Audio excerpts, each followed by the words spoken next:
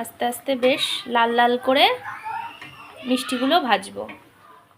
একদম নরম তুলতুলে হয়েছে।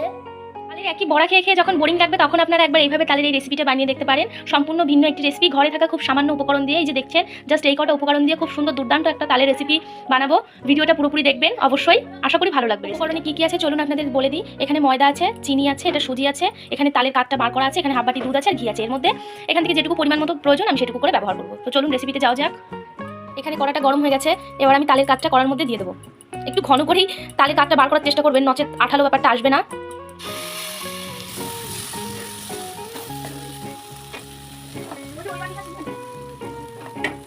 ভালো করে একটু জাল করে নেব। একটু জাল করার পরে এটা পাতলা হয়ে যাবে। তালটা আমাদের 5-7 মিনিট ধরে ভালো করে জ্বালানো হয়ে গেছে। এবার যতটা তাল আন্দাজ মতো দুধটা দিয়ে দেবো। যেহেতু তালটা অল্প পরিমাণে নিয়েছিলাম ওই জন্য দুধটাও হাফ বাটি দিলাম। আপনারা যদি খুব বেশি করে বানান তাহলে সেই আন্দাজ মতো দুধটা দিয়ে দেবেন। এবার দুধের সঙ্গে তালটা ভালো করে আরও 2 মিনিট ভালো করে জ্বালিয়ে নেব। পরিমাণ মতো চিনিটা মিশিয়ে দেবো। চিনিটা দিয়ে আরও কিছুক্ষণ জ্বালিয়ে নেব ভালো করে, চিনিটা গলা পর্যন্ত। 5-7 মিনিট ধরে দুধ, চিনি, তালের পাল সব কিছু একসঙ্গে ভালো করে মিশিয়ে নেওয়ার পরে মিশ্রণটা বেশ এই যে দেখুন এরকম ঘন হয়ে এসছে। এবার আমরা ময়দাটা মিশিয়ে দেবো। অল্প অল্প করে দেবো, প্রথমেই একেবারে বেশি দিয়ে দেবো না।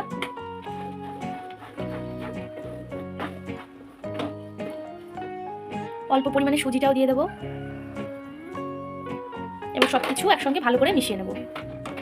এই যে সব কিছু ভালো করে মিশিয়ে নিয়ে এরকম একটা আঠালো ডো তৈরি হয়ে গেছে। এবার পরিমাণ মতো একটু ঘিটা মিশিয়ে দেবো।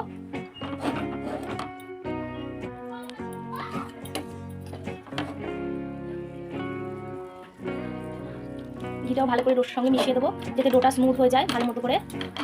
ঘিটা দেওয়ার পরে দেখুন সুন্দর করে ডোটা কড়াই থেকে আপনি ছেড়ে আসছে, এরকম আঠালো একটা ডো তৈরি হবে। এর থেকে বেশি শক্ত করবেন না, ঠিক যেরকম একটা নরম নরম চ্যাটচ্যাটে একটা ডো তৈরি হবে। এটা ঠান্ডা হওয়ার পরে আরও বেশ খানিকটা শক্ত হয়ে যাবে। তো এবার ডোটা নামিয়ে নিয়ে ঠান্ডা করে নেবো। থালাটা একটু ভালো করে ঘি মেখে নেবো, তারপরে ডোটা নামাবো যাতে থালার গায়ে ডোটা আটকে না যায়। ডোটা ঠান্ডা করতে দিয়েছি আর এদিকে কড়াতে হাফ বাটি মতো চিনি দিয়ে হাফ বাটি জল দিয়ে একটা শিরা বানিয়ে নেবো। এই যে শিরাটা ভালোভাবে ফুটে তৈরি হয়ে গেছে, একদম পাতলা একটা শিরা বানাবো, কোনো জালি টালি আসার কোনো প্রয়োজন নয়। পাতলা একটা শিরা বানিয়ে সাইডে রেখে দেবো। ওটা ভালোভাবে ঠান্ডা হয়ে গেছে। এবার মিষ্টি বলুন আর পিঠেই বলুন চলুন ওগুলো করে নিই। হাতে একটু ঘি মেখে নেব।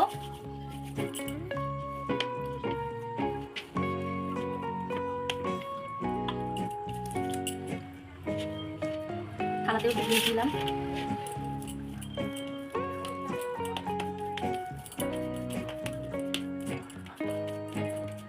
হাতের সাহায্যেই, হাতে হোক আপনারা কোথাও রেখে হোক, আমি হাতের সাহায্যেই করলাম।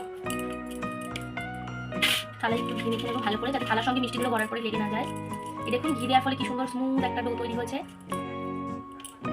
এবার এটা এখানে ভালো করে সেট করে নিয়ে তারপরে শেপ দেবো। এবার চুড়িটাতেও ভালো করে ঘি মেখে নিয়েছি। এবার আপনাদের যার যেমন পছন্দ সে তেমন করে শেপ দেবেন।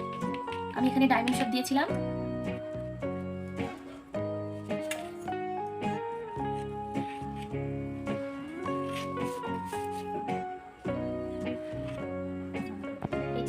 হাতের সাহায্যে ভালো করে লেচিগুলো কেটে নিয়ে হাতের সাহায্যে ছোট ছোট করে ডায়মন্ড শেপ দিয়ে দেবো। আপনারা চাইলে চৌকো দিতে পারেন, যার যেটা পছন্দ।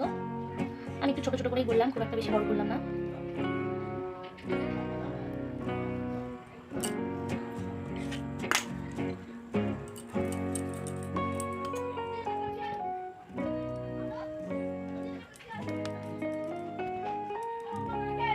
মিষ্টিগুলো সব তৈরি হয়ে গেছে।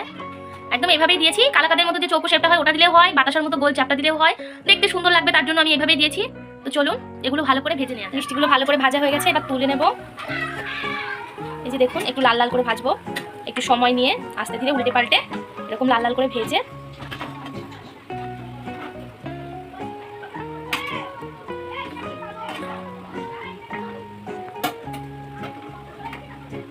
মিষ্টিগুলো ভাজা হয়ে গেছে লাল করে। আপনারা এভাবেও খেতে পারেন, এভাবে খেতেও খুব ভালো লাগে। যেহেতু সুজি ছিল ব্যাপারটা যেহেতু মুচমুচে হয়েছে, এটা এভাবেও খাওয়া যায়। মিষ্টিটা হালকা ঠান্ডা করে নিয়েছি আর হালকা গরম আছে। চিনি শিরাটাও তাই, জাস্ট চিনি শিরার মধ্যে এরকম ফেলে দিয়ে খুব বেশিক্ষণ ডুবিয়ে রাখবো না, 30-40 সেকেন্ড জাস্ট রসের মধ্যে এগুটো পিট করে তুলে নেবো, তাহলেই মিষ্টি কমপ্লিট। একদম নরম তুলতুলে হয়েছে। আপনাদের একটা কেটে দেখাই। একদম দোকানের মিষ্টিকে হার বানাবে। হালকা একটা তালের ফ্লেভার হচ্ছে, একটু ভালো হয়েছে।